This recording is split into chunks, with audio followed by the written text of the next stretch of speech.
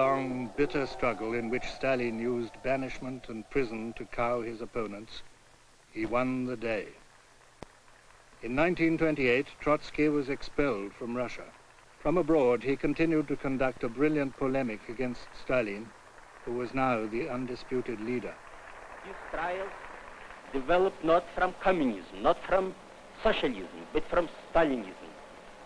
That is from the irresponsible despotism of the bureaucracy over the people. The cult of personality was underway.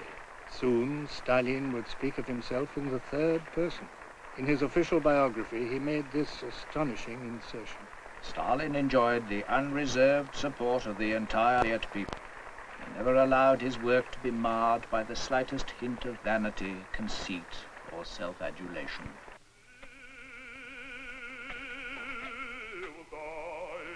Now that Stalin has complete power, his first task is to unite the many different republics and peoples into one great Soviet Union.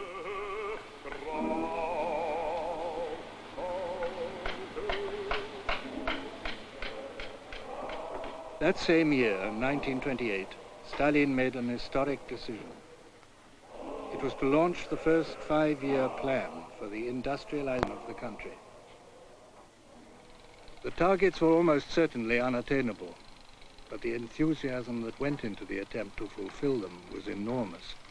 This was the time for the construction of great dams like the Dnieperstroy, for erecting new steel plants and building new cities. It was the time, too, for the cutting of the White Sea Canal. It was the time when convict and slave labor began to be used extensively.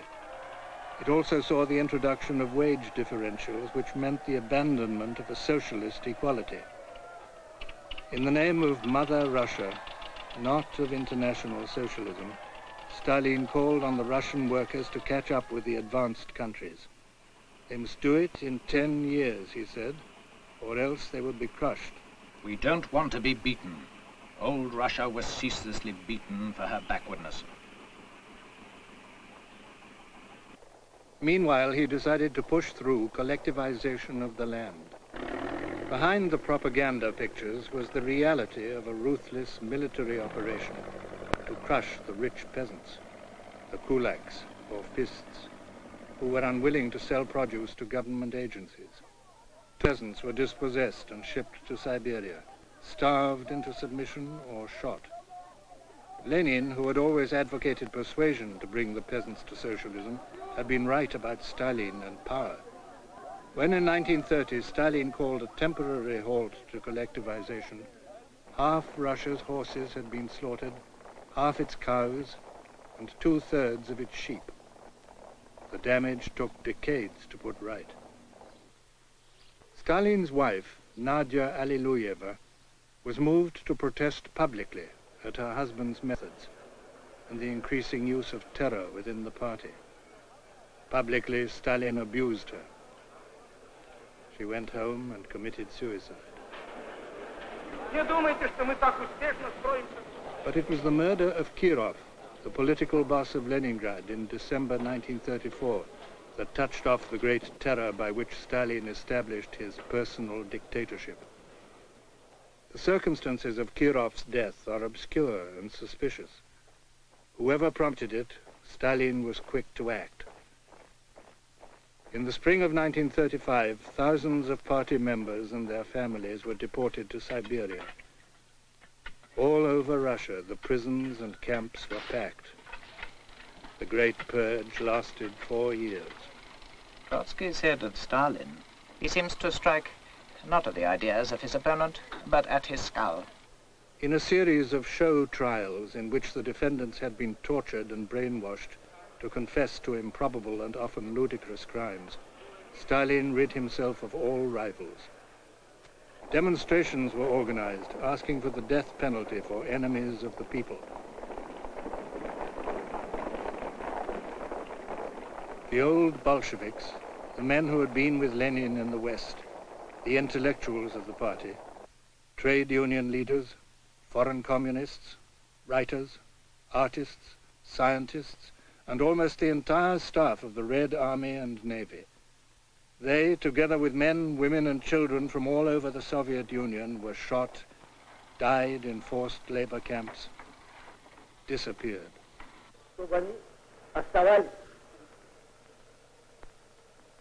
Khrushchev said later, "Everywhere and in everything, Stalin saw enemies, double dealers, and spies."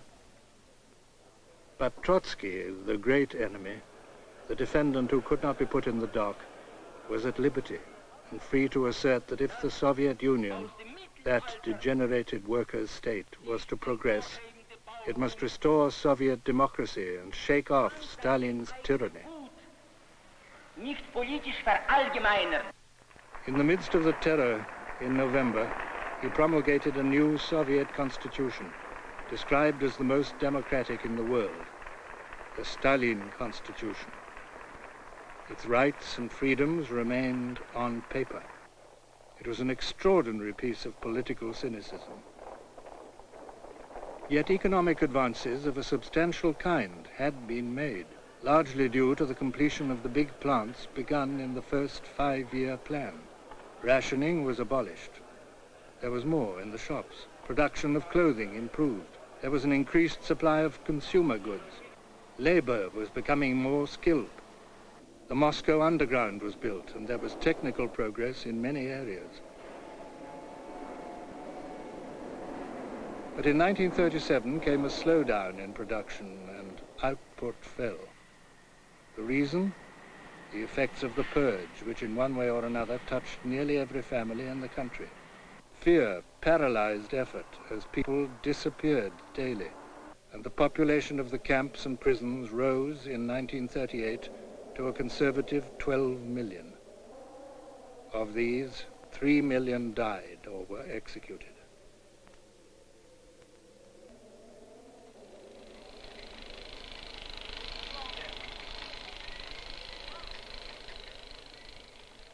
There were days when 1,000 people were shot in Moscow alone.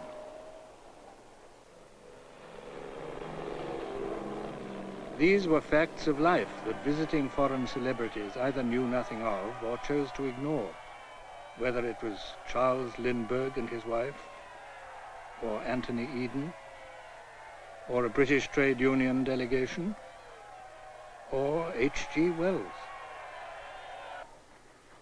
Yet this vast country, with its hundreds of nationalities and diverse cultures, was basically immensely rich, both in terms of its industry and of its agriculture, which produced throughout its wide and varied territories enough crops and produce to make it economically one of the world's great powers.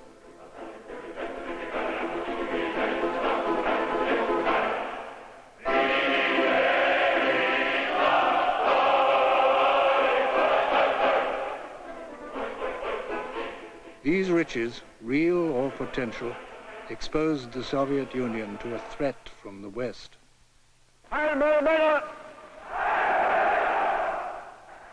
At the Nuremberg rally of 1936, Hitler had spoken of Germany's need for living space and cast his eyes on the Ukraine and Siberia.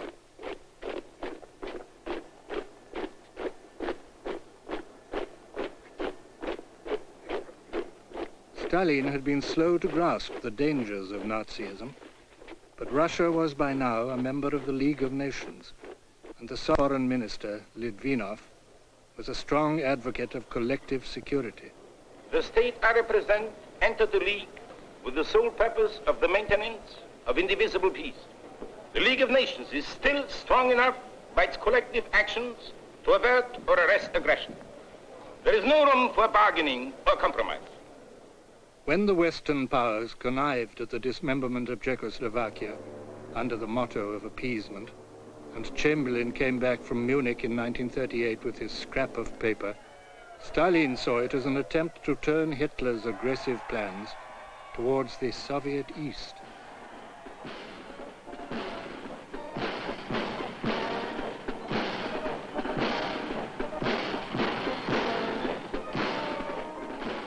German troops entered Czechoslovakia.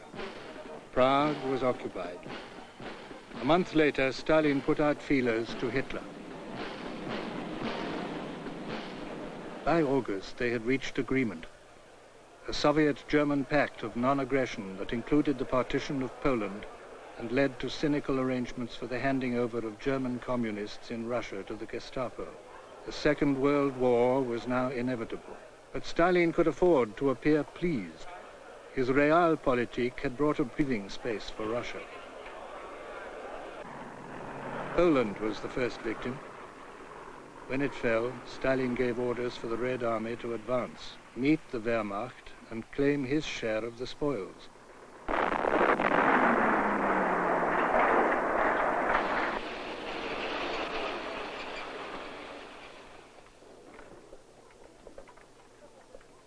What now concerned him was to establish a buffer zone west of the old Russian borders.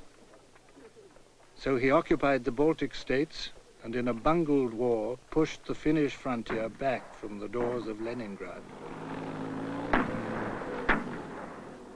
The shattered columns of the first disastrous battles were evidence of how grievously the terror had weakened the Red Army. The frozen Russian dead encouraged Hitler and his generals to believe that Germany might easily win a campaign in the East.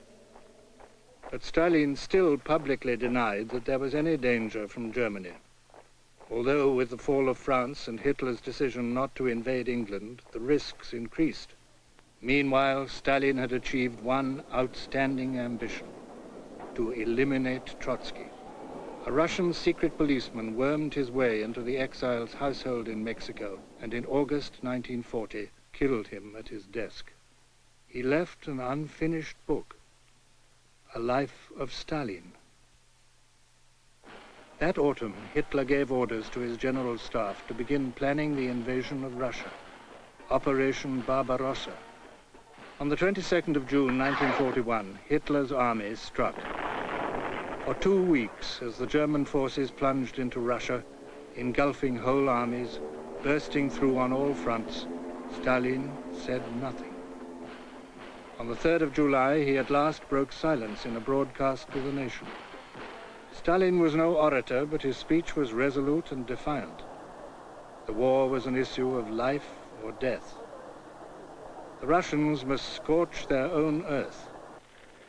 In the event of retreat, the enemy must be left not a single tank, a single pound of grain, or gallon of fuel. What could not be withdrawn must be destroyed.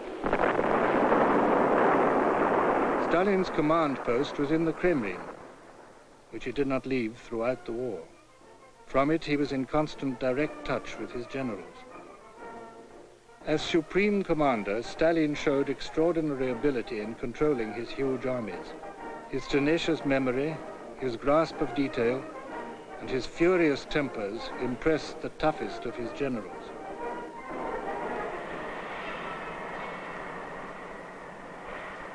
He bought time with space. He was waiting for the factories beyond the Urals, the fruits of his 5-year plans, to make good the losses in tanks, arms, and planes, for the thousands of other factories evacuated to the east, to be reassembled and begin to turn out guns, tanks, shells, ammunition, uniforms, engines, and rolling stock. Meanwhile, disaster followed disaster. On the Dnieper, Marshal Budyeni, who had fought with Stalin at Tsaritsyn, was defeated with the loss of 500,000 men. To the north, where Voroshilov, another veteran of Tsaritsyn, was in command, Leningrad was cut off. This war has been inflicted on us. Our country has entered into a life and death struggle against its most wicked and perfidious enemy, German fascism. In November, in an all-out attempt to reach Moscow, the Germans pushed into the outer suburbs. There was a moment of panic in the city, and the government was evacuated to the east. But on November the 7th, the anniversary of the 1917 revolution, Stalin stood on Lenin's tomb beneath the Kremlin walls to review his troops. From Red Square, they marched straight to the battle raging outside the city.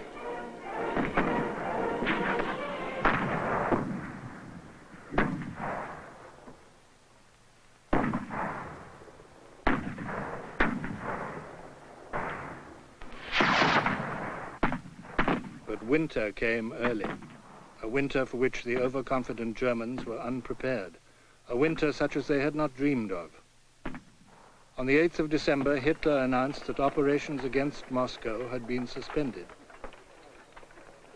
Under new commanders like Zhukov, new Russian armies were thrown into the winter campaign. Moscow was saved.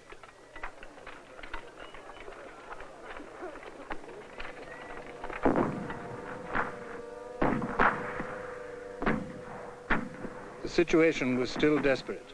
Almost half the population was in German-occupied territory. The main centers of coal and steel production were lost, along with much of the essential food-growing areas. But even in the occupied territory, the Russians were striking back at the invader, harassing his lines of supply and communications, tying up troops in partisan warfare.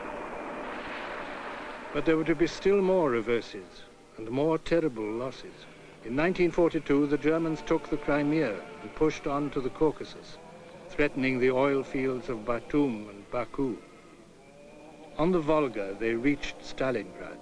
To conquer this, the town that bore Stalin's name became for Hitler an obsession. For weeks, he committed his 6th Army to the assault of the city.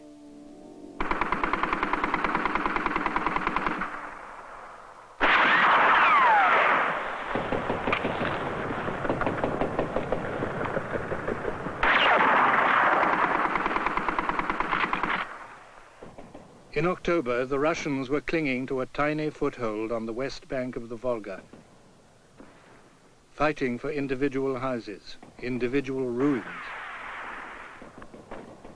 At last, in mid-November, Stalin ordered the counter-offensive, a great encircling pincer movement, the arms of which met far in the rear of the doomed 6th Army. The news was heard all over free and occupied Europe with excitement and hope. The tide of war had turned at last.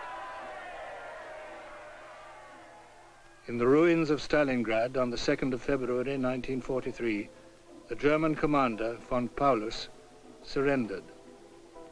The importance of Stalingrad is much more than statistical.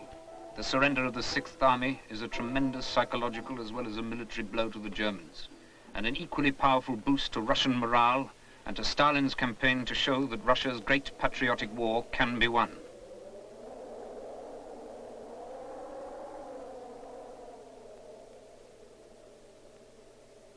The German prisoners, 200,000 of them, ill-dressed against the grip of the Russian winter, were marched off to captivity, from which few would return. Most were to die of starvation. The Russians could not feed them.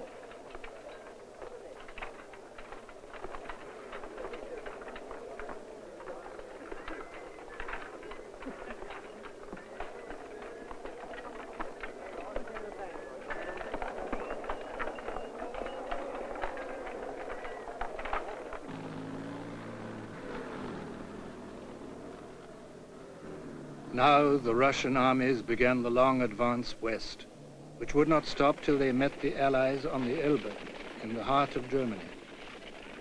As they went, they discovered evidence of the savagery the Russian people had suffered at the hands of the Nazis, the executions and the death camps.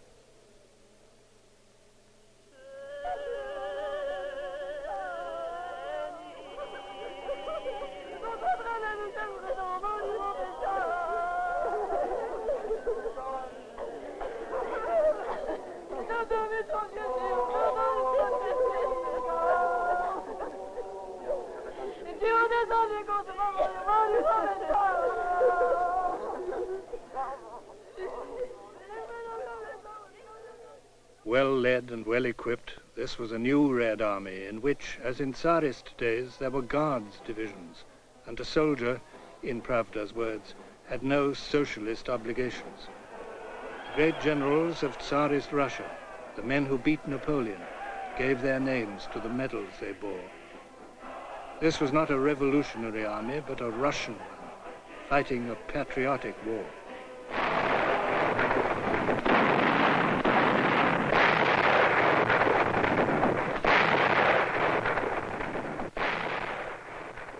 Now the guns and the rockets in Moscow celebrated a great series of Russian victories. In July 1943 came the Battle of Kursk, one of the greatest battles of the Second World War, with nearly 4,000 tanks engaged on the Soviet side alone.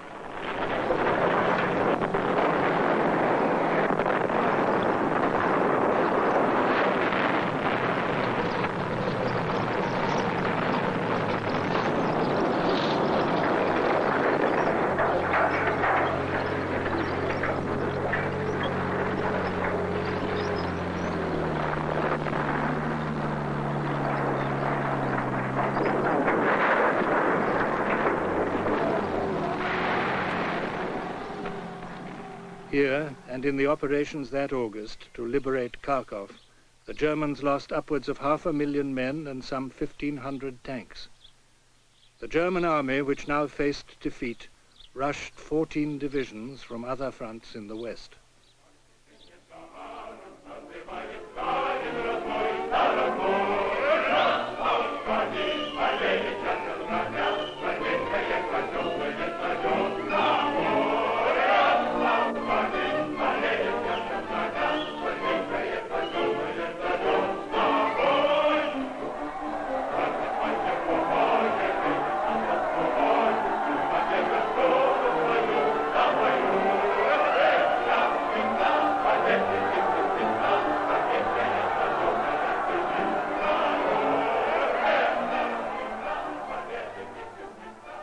Fresh from such victories, noticeably older, pink with what his associates called the Kremlin complexion, Stalin, at the Tehran conference in November 1943, demanded a second front in the West.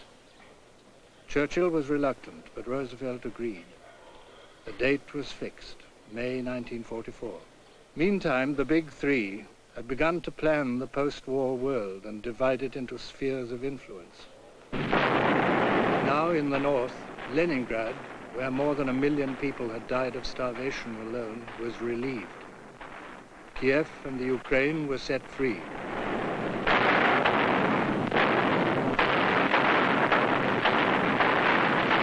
In the liberated territories, life returned to something like normal, although there was to be hunger and shortage for a long time to come.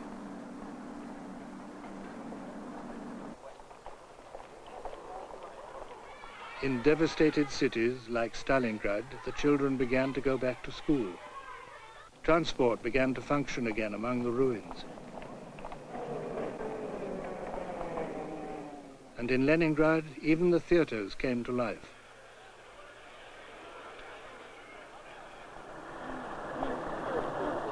Russian nationalist feeling, and with it anti-German feeling, was at its height.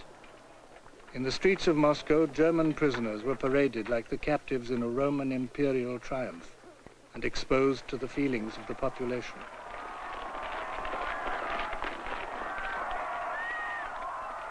This was a country which had lost millions of dead, 20 millions by the end of the war.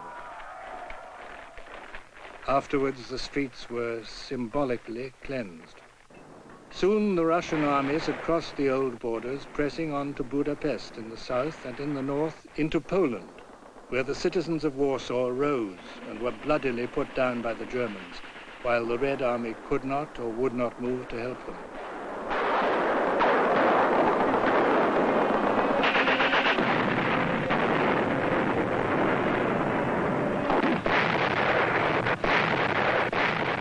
The last great battle was long and bloody. It took the Russians across the Oder and into Germany, while the Western Allies were pushing forward from the Rhine to the Elbe against light resistance.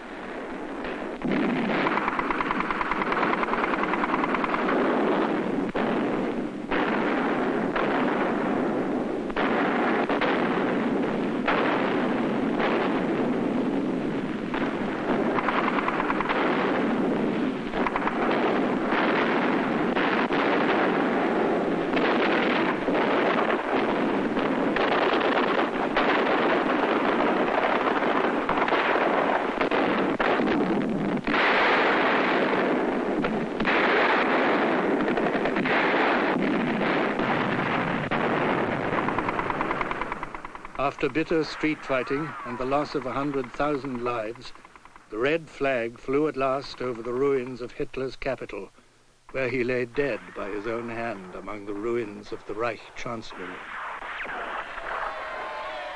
Although his power was now immense, Stalin still respected the rules of the Great Power Club. So when, in Greece, the British army put down the Greek communists who had been the backbone of the Greek resistance, Stalin did not stir. The Russian press and radio were also silent. In the great carve-up, Stalin had been given Eastern Europe, not the Balkans. Russian officers were in Athens when Churchill arrived to negotiate during the fighting.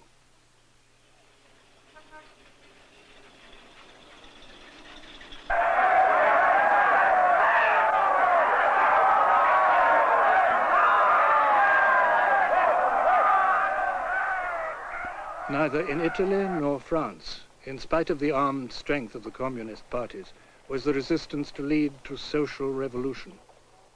Stalin was determined to keep his part of the bargain.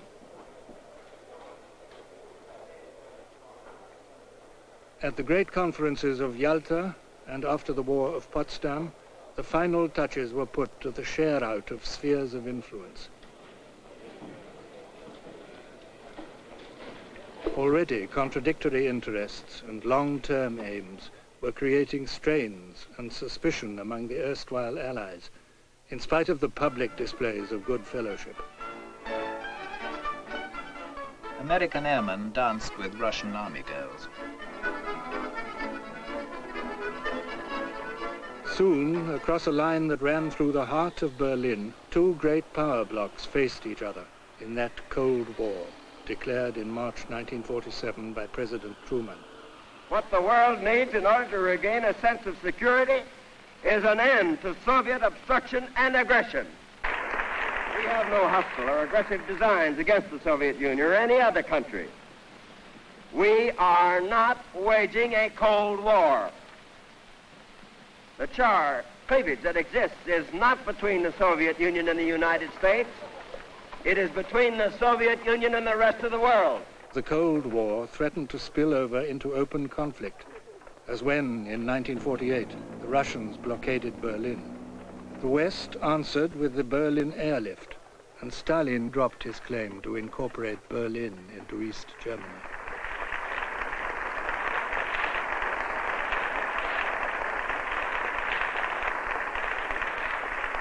Stalin was now ruler of a vast empire which included the client states of Eastern Europe, where he had installed his own men to rule his satellites. Only Tito, the legendary partisan ruler of Yugoslavia, dared to assert his independence, although Stalin had said, "I will shake my little finger and there will be no more Tito." Others were forced to make confessions at show trials before going to the gallows. At home, Stalin became increasingly withdrawn and autocratic. The purges and arrests began again. Khrushchev later said, "Stalin thought he could decide everything and treated everyone in such a way that they could only listen and praise him." For 5 years he made no public statement. His entourage went in constant fear. In November 1952, the Party Congress met in an atmosphere of suspicion. For the first time, Stalin did not make the keynote speech. The question of the succession was raised for the first time. But still he kept power. Still he acted ruthlessly. The country hung on the edge of some terrible event, some new terror.